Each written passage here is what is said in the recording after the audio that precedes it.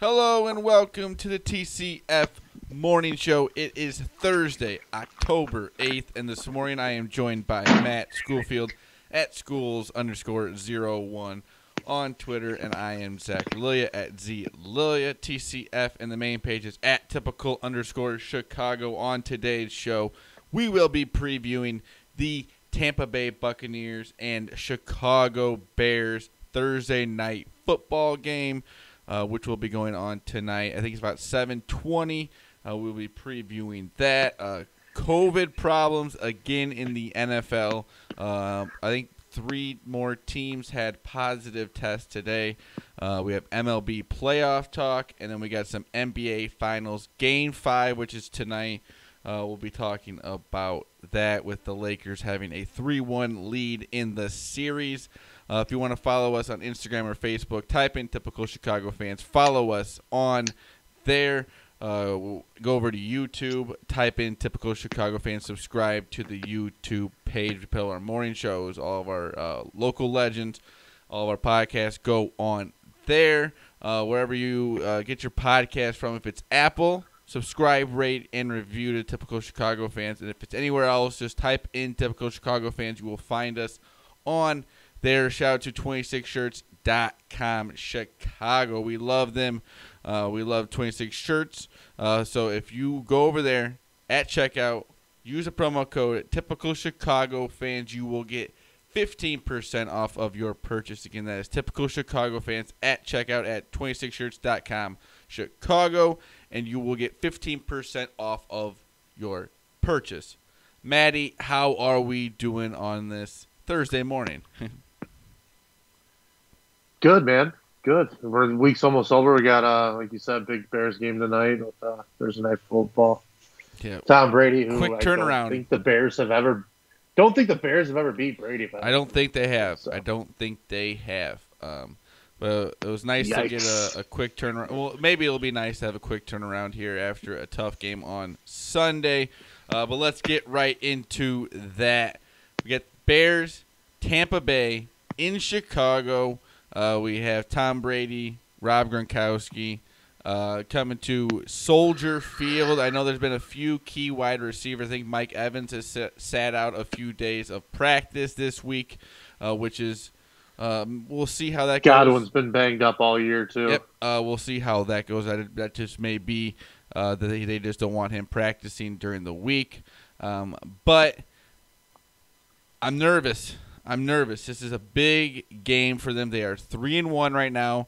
The difference between 3-2 and 4-1 is honestly insane. Because if they go to 3-2, I don't know. I know that sounds stupid, but if they go to 3-2 and they struggle again like they did, and there's just nothing there, then I don't know what you do. But if you get to 4-1 and you play well against the 4-1, and that's Tampa a big Bay win if you get there. Yeah, you play well against Tampa Bay, win. Beat Brady for the first time. That is going to be a different story. But if they play like they did last week, they are not going to win this game. Because the reason is Tampa Bay down, 2 touchdowns last week, kind of easily came back. They got Tom Brady, whatever. The Bears they can't have a lead. They love being behind, even when they win. They like pretty much losing the whole game, other than the fourth quarter. I just don't know what to think about this game. I'm with you. I mean, ultimately, you got to look at what it's going to take for the Bears to go out and actually win the game. They contain. Can't turn the ball. Pass. Cannot turn the ball over for one. Right. You're going to have to slow down. Turn the ball over. Hopefully you don't get Tom Brady that you saw in the second half last week against the Chargers, because he was absolutely electric. I'm starting to be more annoyed with the coach than the quarterback. Some of these play calls, it's not consistent. We run the ball 4 or 5 times in the first possession, maybe 3 or 4 times in the next, and then it's just pass. It's like you're trying to sprinkle in the run because you know that people want that, and then you're just like, oh, well, now I'm going to do it my way here. At this point, I almost have no trust in the play calling. No, it's been shaky at best. And when you look at the inconsistency from one week to another, and just with how Foles looked, the element that they said that was going to be there, these deep balls, the back shoulder plays, none of them were there. And it's not No. like you know, Yeah, it's not like we heard all he week doesn't was, have playmakers. man, we finally got this quarterback that can throw these passes. We've been waiting all this time, whatever. Kind of just throwing Mitch Trubisky under the bus, and then the next week he goes out there and he doesn't do any of that. None. I don't think I saw one back shoulder pass or any. I don't know. I think that was pretty the other problem too. stupid of them to The other say problem too. too Like, is the Bears' offensive line. The Bears' offensive line hasn't been good No. the last 2 weeks. But- Like they started the first 2 weeks, they were okay. The last 2 weeks, they have not been very good. And Ndamukong Suh is like playing like a revitalized player all of a sudden. Shit. Like he's played like a stud Loves so playing far against this year the for Bears. Tampa. I don't know, and he always kills the Bears. So it's not going to be easy to pull off a win by any means. That's why they're an underdog at home. But if you can get the Foles that you saw in the second half against the dog shit Atlanta Falcons, fine. They can play with them, no doubt. But they got to take the edge off the defense. They can't have all these 3 and outs where it's just like pass, run, or pass, run, pass, and you're 3 and out, and it's like you took off, 49 seconds off the game clock. So it's like you get no possession. You don't give your defense a rest. You don't let them get off the field, and you just can't really score much either when you do have the ball. Yeah. So they're not getting the big plays defensively that they got in 2018. Would they score and this is 11 a points good or something like that? Like with a late touchdown that meant nothing. They pretty much had 3 points when it mattered. Like you can't do that. You can't do that. It's a good defense talent wise, and like they played well this year, but they're not getting those big play. Yeah, the explosive defense was touchdowns that not they seem the to rack problem on up. Sunday. No, I would not say it was a problem, but you can't keep them on the field the whole game either. No, So the offense has got to be. We need extended as good as drives. David Montgomery is. As good as David Montgomery's looked in stretches, he's looked like dog shit last week, and never could get going. And you just need to get more. And I know the Colts. The Colts are actually have a very good defense. Yeah, that defense was they very picked good. up a couple I will players say in the that. offseason. That is no slouch defense by any stretch of the imagination. But we got the offensive guru coach. He's got his quarterback now. He's got playmakers in the and Miller and Robinson outside. Let's go. Let's see it. If you're not gonna see it, they're not contenders, really. This is the year. If you're gonna make a move to be a contender, that's why what I are say you that the 4-1 and 3-2 is such a difference. it's a big difference. It's such a big difference. Huge And it's At crazy least because, I mean, get us to the playoffs. That's as much as anything. That's got to be the goal. That's got to be the goal this season. Get to the playoffs. yeah, because if you don't get to the playoffs and Nick Foles is not what we want him to be, where are we going from here?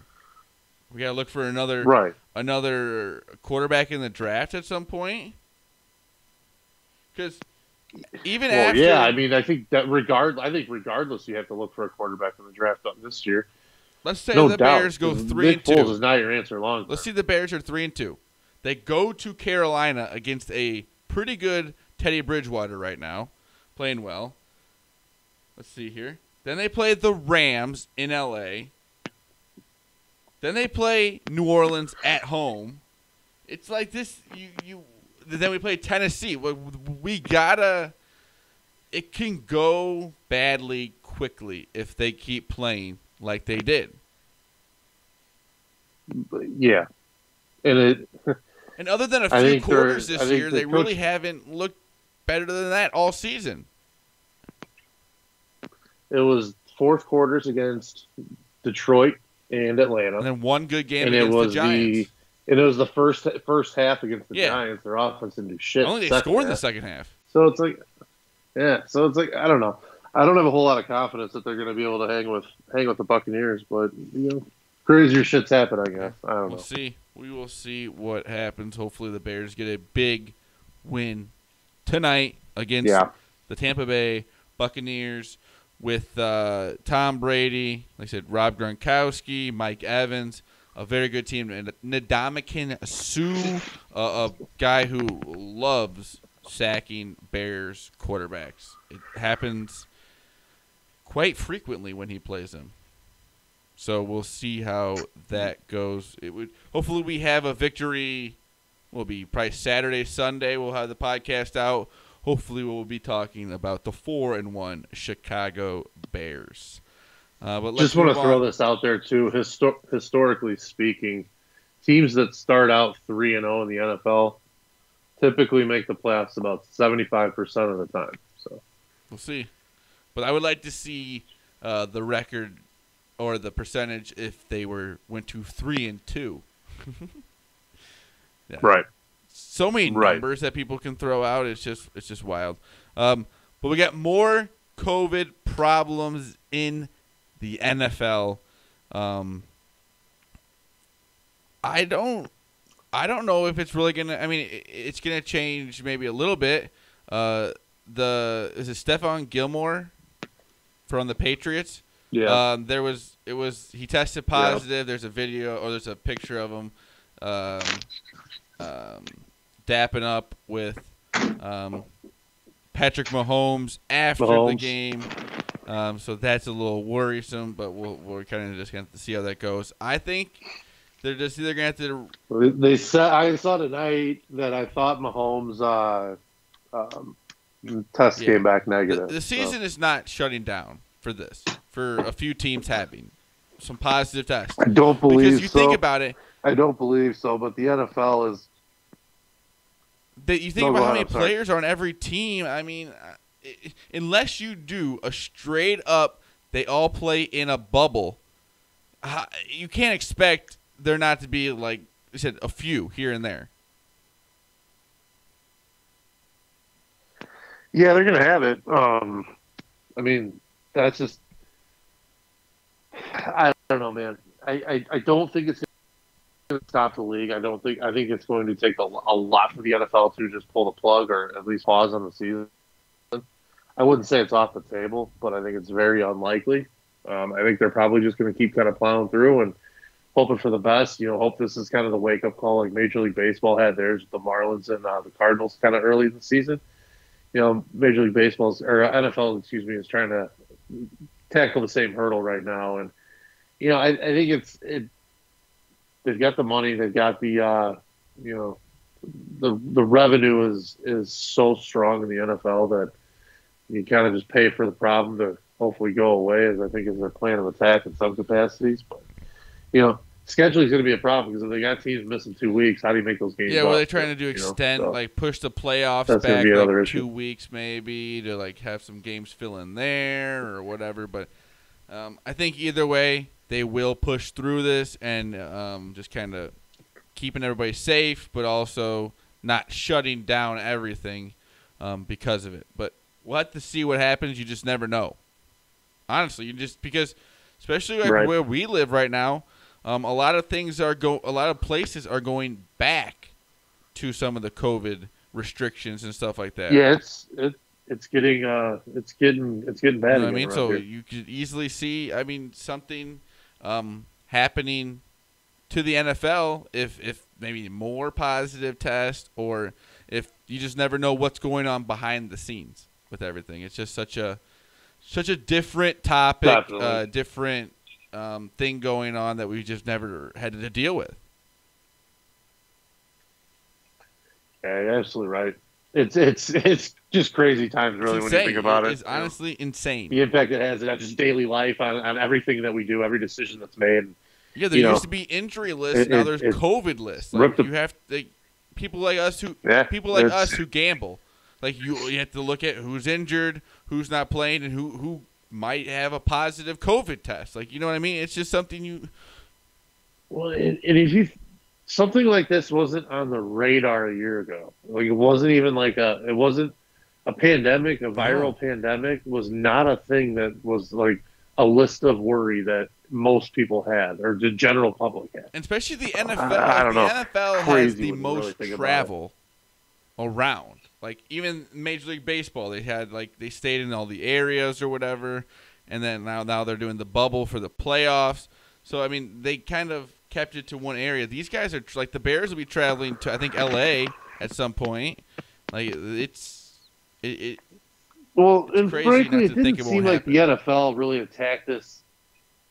It didn't really feel like the NFL attacked this, in the beginning of the season or preseason early enough because it felt like everything they started doing was so late in the game. Like they pushed training camp back, they kind of peeled back, preseason games away, and it just felt like they kind of were always put themselves behind the eight ball because this started in March. They should have been starting in March, worrying about what to do and having frameworks in place and start educating the players on this is what we got to do. These are the protocols of the league. This is how we got to take care of it. Wear the mask, do all the things, the social distancing as much as possible, blah, blah, blah. Start getting that out to your players in April and May and not wait till June and July when you're in training camp. Kind of felt like the NFL just was spinning their wheels a little bit. They knew they were going to play, but they just didn't have the plans all ready when everything was going to start. Well, I think ultimately too they underestimated the problems that are going to happen when you how just many decide tests to plow you through actually and say, need for that many players. If those guys are getting tested pretty much almost every day or whatever, I think it's every couple of days at there's the very 50 least. Something players on a team, right? 53-man rosters, plus you got your practice squads too. So. That's so injured much. Plus all the staff, you got to have all the coaching staff and the office staff that's in the building that needs to be there, pertinent people that are there. Like whatever. You said, it's just something we've never had to deal with, and you never thought in a million years you would have to deal with. Well, yeah, and frankly, then you take a look at what this does to. Frankly, it's very wealthy families who are now having to try to, those people are always going out. They travel, they do, when you're married to a professional athlete and your family's supported by professional athlete money, you usually are out and about and doing things. You're usually not a stuck at home kind of person. So it's the lifestyle is limited then. So you got upset families at home probably for a lot of these guys in a lot of ways because they're limited on, even more so than what they can do because they got to try to, be extra cautious when they're, So it's the impact on their home lives, the work lives, all of it. It's got to be tough on them. But I don't know. Yeah, like I said, I think they'll push through this and they'll kind of just keep it moving. But we'll just have to kind of wait and see if there's more positive tests in the future, and just kind of see if they can keep it under control. We had Major League Baseball playoffs yesterday. We had the Braves taking a 2-0 series lead against the Marlins. Tampa Bay taking a 2-1 series lead, beating the Yankees 8-4. Love to see that one. And then the A's making it a series. 2-1 now. They are down to the Astros, but staying alive. They can force a game 5. You would love to see that. You would love to see the Astros get eliminated, going 2-0, talking some crap, and then hopefully they will get eliminated. But especially with the A's, everyone loves the A's. I really would not hate to see that team choke one away. It would be awesome to see the Astros it would not choke it upset away me in any way. And the Oakland A's moving on. That'd be awesome to see. Yeah, for sure. The A's are they're a fun team, fun organization. They kind of always do it on the cheap a little bit. A lot of no-namers, it seems like, unless you watch a lot of West Coast baseball. But I don't know. It's a fun team, and the Astros are the complete opposite of fun. The Padres and Dodgers playing right now. Dodgers up 4-3, top 7. The Dodgers have a 1-0 series lead. Kershaw has now been, I think, pulled from the game here. I think he is.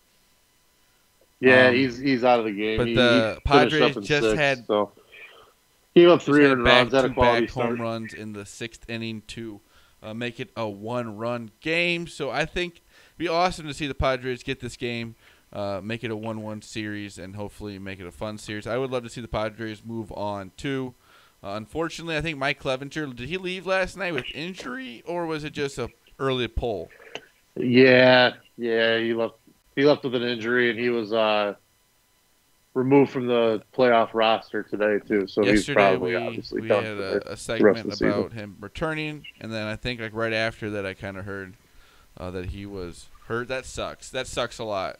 Yeah, he only made it, I think, into this. I think he I was think it just was only trying the to get through second it. or I think he third just inning when he wanted got the, when he got to, the big when he had to moment. leave. You want to play, but you don't want to ruin your career in the process doing that. And then we also have the No, especially when you got the free Heat agency coming. Lakers NBA Finals. Lakers taking a 3-1 series lead last night, pretty much capping maybe another NBA Finals championship for LeBron James. It's gonna be tough to come back 3-1 from this with this team. Maybe they can get one more. I don't know, but I think it's maybe pretty much all but done, unfortunately, and the Lakers will win the championship. What are you thinking, Maddie? Yeah, I think last night it was. Yeah, The they Heat had did. their chances. And it looked like Harrell kind of rushed a couple shots in the fourth quarter that he probably didn't need to rush. And I think there were a couple calls that didn't necessarily go the Heat's way that probably, I don't know, but it was one of those things too. Adebayo had that shot like that with the shot clock expiring, kind of threw up a prayer and it went in. It would have made it a 3-point game, and it got waved off. And it was the right call to wave it off. But like a play like that, I think was about Yeah. to energize that team a little bit. As like four and a half So minutes ago, they close. would have only been down 3. They're playing good defense. They're getting some stops. That was the thing too, is they were getting stops when they needed to, but Jesus, they could not get a bucket to save their life. So you needed Harrow to have the night where he had like 40 and shooting like that, and not wait until the fourth quarter to hit his first 3 like it happened in Game 4. So he's going to be a good player a long time in this league, but he's got to be a little more need him consistent. to hopefully play a little better tonight. I would love for this series to get to at least a Game 6 or whatever. But I don't know. We'll have to just wait and see. I hope we'll just kind of see what two teams kind of come out here. The Heat won't die. They No, won't they're gonna die play easy. hard. We'll just put it that way. But we'll see if the Lakers are in. Let's get this series over mode, or are they in like a maybe extended a little bit? Hey, the NBA. It's always the NBA, right? Yeah. They like the Adam fast Silver's pass in gonna Disney tell. World. Hey, let's make it a Game 6. I can't believe people think that that's what actually happened. You gotta get a little, squeeze a little extra. Imagine them like squeeze being a like, little hey extra guys, dough yeah, out we of it. want you guys to lose this NBA Finals game Yeah. just to extend the series, but don't tell anyone. That's just Right. wild to think. Right. Anything post show, Maddie? Any final thoughts on the Cubs season? No, I feel empty-handed. We talked about Theo Epstein's press conference the other day. I think they do need to probably start transitioning to a little bit of a rebuild. With this, I'm with not this saying offense, everybody. you can almost look nowhere other than that way. Right. It's obviously not getting better. It's just not getting. They're not getting better. And you got contracts that are coming due. You're going to get the last bit of value out of some of these guys that you can. I think you got to take basically your core of Bryant, Baez, Rizzo, Schwarber, Contreras. Pick 2 of those guys and extend them and get what you can in value for the rest. And get younger. You got Ian Happ for a couple more years. I think you start plugging him a little bit more of a focal point of your offense. He had a monster season for the Cubs. I don't have a whole lot of faith in David Bodie as a long-term player for the team, but I think as a bridge to maybe a free agent pickup or as a super utility player, I think he's kind of solidified his spot as like he can play anywhere, and he's willing to play anywhere, hit anywhere in the lineup, pinch hit. I think that this has been a good year. I think for him, this has kind of been a good year for him, David Bodie. I think Contreras is the easy fit to be dealt, because in my opinion. He's played because decently well. you've got. Is that a word? Can I say that? Well, Is it he's a value well? positioning. Okay, Value. way of saying that. Yeah, I'm okay with it. So that's all that matters. But no, I mean, like he plays at a value position. Like good catchers are high in demand always. And frankly, he's been good. But you got Victor Caratini, who can be an everyday catcher in the Major League Baseball. So you've got a bit of a surplus. We need to stop. Sorry. Yard. No, he just robbed that. Oh no! He absolutely robbed that, though. That was maybe. Oh my God, Cody Bellinger! That was Holy about to be shit. a 2-run homer, and he timed that absolutely perfectly. Oh my God, what a play by Cody Bellinger. Wow. Oh. And it was 100% a rob, too. It was not. Oh, yeah, that was a home run. Oh my God. What a catch. All right, what were you saying, May? Sorry. Wow. No, I think Contreras, though, they got Victor Caratini. He could be an everyday catcher for the Cubs. So, I think that's the obvious one to get some. And you can get a ton for Contreras, I think, too. So sadly, we have to move on from that. We'll have to just see what the offseason brings. And Bryant probably too, unfortunately. Yep. We'll see how all that goes. I don't think Bryant's signing. No, and I don't know if you want to give him what he wants right now, anyways. True. But thank you to Matt Schoolfield at schools_01, and I am Zach Lulia at ZLulia TCF. The main page is at typical_Chicago on Twitter, Instagram, Facebook. Follow us there. Just type in Typical Chicago Fans. You will find us on the all social medias. Go over to YouTube. Type in Typical Chicago Fans, and you please subscribe to the YouTube page. We would love that. We put all of our morning shows, all of our podcasts, all the local legend interviews, all the food reviews. We put them on there. And then wherever you get your podcast from, if it's Apple, subscribe, rate, and review. If it's anywhere else, just type in Typical Chicago Fans and follow us on follow us on there, I guess. You can listen. Sorry, I'm all flustered. Whatever. I'm frazzled. That was an amazing catch. Popping up. That was nuts, dude. Amazing. It was one of the best I've seen in the playoffs in a long time. If you type in Typical Chicago Fans, you will find us on all other social medias. And then be the 100th follower on YouTube, and I'll get a shirt. I'll buy you a shirt from 26 Shirts. There you go. And then 26shirts.com Chicago. Go over there if you want a shirt from there. Type in Typical Chicago Fans, and you'll get 15% off of your purchase. Again, that's Typical Chicago Fans at checkout, and you'll get 15% off of your purchase. Anything else, Maddie? No. Let's wrap it up, dude. Let's wrap the week up. Have a great weekend. This has been the TCF Morning Show, Thursday, October 8th. We love you all. Peace.